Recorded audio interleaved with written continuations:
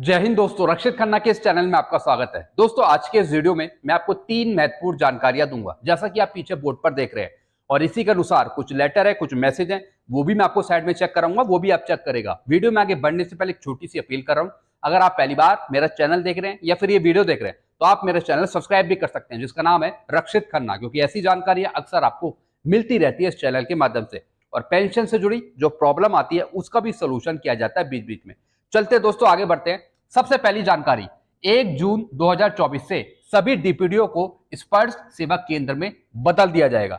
जी हां दोस्तों, जितने भी डीपीडीओ काम कर रहे हैं वो अब चेंज हो जाएंगे 1 जून 2024 से, यानी डीपीडीओ को बदल दिया जाएगा स्पर्श सेवा केंद्र के रूप में। और पेंशनर, फैमिली पेंशनर डीपीडीओ जाकर भी स्पर्श से जुड़ी समस्याओं का समाधान करा सकते हैं।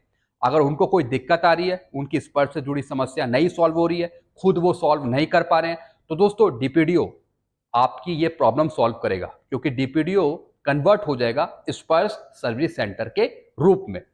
लेकिन दोस्तों, कुछ ऐसे पेंशनर हैं जिनका माइग्रेशन नहीं हुआ है और वो परेशान हो रहे हैं कि हमें क्या करना है। दोस्तों, दिल्ली में कुछ ऐसे हेडक्वार्टर हैं जो आपकी प्रॉब्लम सुनते हैं। कुछ पेंशन से जुड़ी अगर कोई दिक्कत आ रही है वो दूर करते हैं।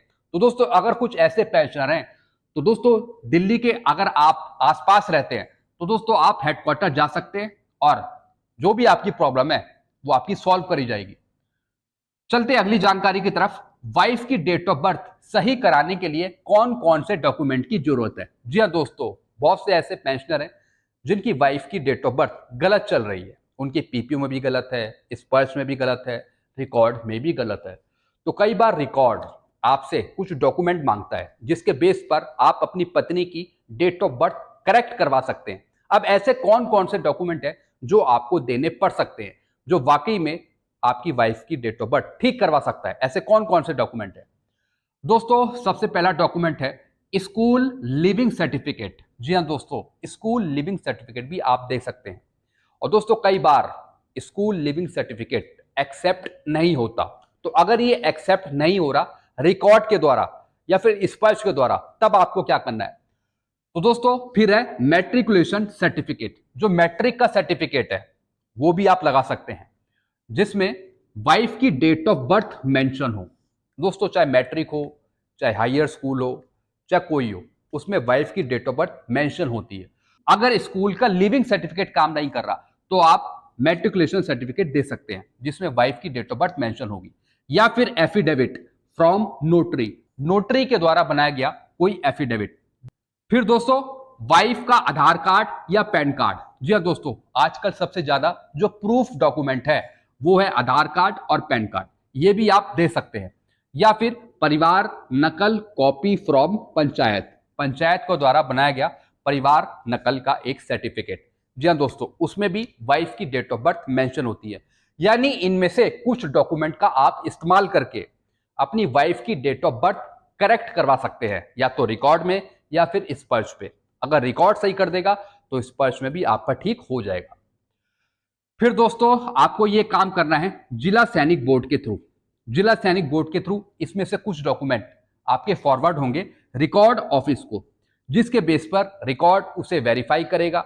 इन डॉक्यूमेंट को देखकर वाइफ की डेट ऑफ बर्थ सही से वेरीफाई करेगा। फिर दोस्तों जारी होगा आपका पार्ट 2 ऑर्डर, आपका करेक्टेड पार्ट 2 ऑर्डर जारी होगा। और इसी की कॉपी दोस्तों आपको भी दी जाएगी, पेंशनर को भी दी जाएगी, और आप रख सकते हैं आगे भविष्य के लिए, दिखा सकते हैं। और फिर दोस्तों यही सब चीजें आपकी लास्ट में स्पर्श पर अपडेट हो जाएंगी। तो दोस्तों ये कुछ तरीके हैं, कुछ डॉक्यूमेंट है जिसके बेस पर आप डेट ऑफ बर्थ करेक्शन करवा सकते हैं। तो अगर कोई दिक्कत आ रही है आपको, आप नीचे कमेंट करिएगा, फिर मैं आपको सलाह दूंगा कि आपको करना क्या है और आपकी प्रॉब्लम सॉल्व कैसे होगी। वैसे ये तरीके हैं जिसके बेस पर आप डेट ऑफ बर्थ करेक्शन करवा सकते हैं। चलते हैं दोस्तों अगली जानकारी की तरफ। लास्ट जानकारी है, डीए 50% होने पर अभी कई डिपार्टमेंट ने भत्ते नहीं दिए अपने कर्मचारियों को, एम्प्लॉय को। जी हाँ दोस्तों, डीए 50% तो अनाउंस हो गया, लेकिन अभी तक कई डिपार्टमेंट कंफ्यूज है। जैसे ही डीए 50% हुआ तो बहुत से भत्ते बढ़ गए, लेकिन कई डिपार्टमेंट ने अपने एम्प्लॉय को बढ़े हुए भत्तों का भुगतान नहीं करा है। बहुत से डिपार्टमेंट कंफ्यूज है। तो दोस्तों इसके चलते कई डिपार्टमेंट ने प्रतिवेदन दिए, डीओपीटी से पूछा कि हम किस तरीके से भत्तों का भुगतान करें। डीए 50% तो हो गया, हम अभी कर दें भुगतान या जब डीए 50% से आगे बढ़ेगा तब हम भुगतान करेंगे। जैसे एचआरए का भी अभी तक कई डिपार्टमेंट ने भुगतान नहीं करा है अपने एम्प्लॉय को। जी हां दोस्तों, लेकिन डीए 50% होने पर और भी तमाम भत्ते थे जो बढ़ाए गए, उस पर एक ऑर्डर भी निकाला गया था, उसके बारे में आपको आगे जानकारी दूंगा। तो जैसे मैंने आपको बताया, अभी भी डिपार्टमेंट कंफ्यूज है, बहुत से डिपार्टमेंट कंफ्यूज है कि हम अभी भुगतान करें भत्तों का या जब डीए 50% से आगे बढ़ेगा, क्रॉस करेगा, तब हम भुगतान करें। तो दोस्तों इसके चलते कई विभागों ने डीओपीटी से पूछा, लेकिन दोस्तों डीओपीटी ने भी क्लैरिफिकेशन दिया है। उन्होंने एक लेटर निकाला था विभागों के लिए। फिर दोस्तों अगली जानकारी, डीओपीटी का एक आदेश था 25 अप्रैल 2024 का। जैसा कि मैं आपको अभी बता रहा था, डीओपीटी का भी एक आदेश था 25 अप्रैल 2024 का, जिसमें उसने कहा था कि डीए 50% पहुंचते ही चिल्ड्रन एजुकेशन अलाउंस और हॉस्टल सब्सिडी को बढ़ा दिया गया। जी हां दोस्तों, यानी चिल्ड्रन एजुकेशन अलाउंस का और हॉस्टल सब्सिडी का जो पैसा है उसे भुगतान कर दिया जाए जैसी डीए 50% हो। इस पे एक लेटर भी निकाला था, जैसा कि मैं आपको साइड में दिखा रहा हूं, 25 अप्रैल 2024 का। और दिव्यांग महिला कर्मचारी स्पेशल भत्ता, स्पेशल अलाउंस दिव्यांग वुमेन के लिए, तो दोस्तों इसका भी एक लेटर था। तो दोस्तों इसी लेटर में इन तीनों जानकारियों की बात रखी गई थी कि यह पैसा तो दे दिया जाए कर्मचारियों को। लेकिन दोस्तों अभी भी कई डिपार्टमेंट ने इसका पैसा रिलीज नहीं करा है, वो अभी भी कंफ्यूज है कि हम इन भत्तों का भुगतान अभी करें या फिर जब डीए 50% से आगे बढ़ेगा।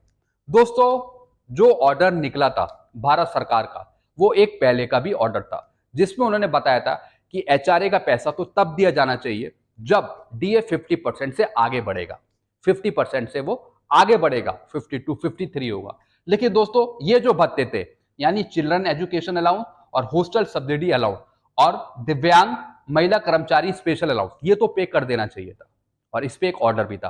तो 25 अप्रैल 2024 के लेटर के अनुसार यह भुगतान होना चाहिए था, इन तीनों का तो भुगतान होना चाहिए था, इन तीनों अलाउंसेस का।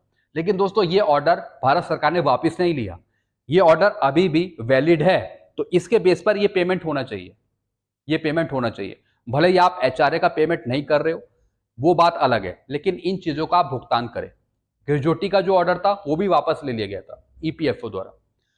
तो दोस्तों आप ये ऑर्डर देख सकते हैं और इसके बेस पर आप क्लेम करवा सकते हैं चिल्ड्रन एजुकेशन अलाउंस का पैसा, हॉस्टल सब्सिडी का पैसा या फिर महिला कर्मचारी स्पेशल अलाउंस का पैसा। इसके बेस पर आप क्लेम करवा सकते हैं अगर आपको अभी तक पेमेंट नहीं हुआ।